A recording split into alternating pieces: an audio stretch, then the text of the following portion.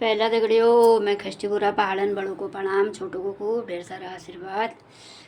और आज है एकादशी का व्रत, तो हल्की हल्की हल्की हल्की पूजा कर रहे हैं अभी।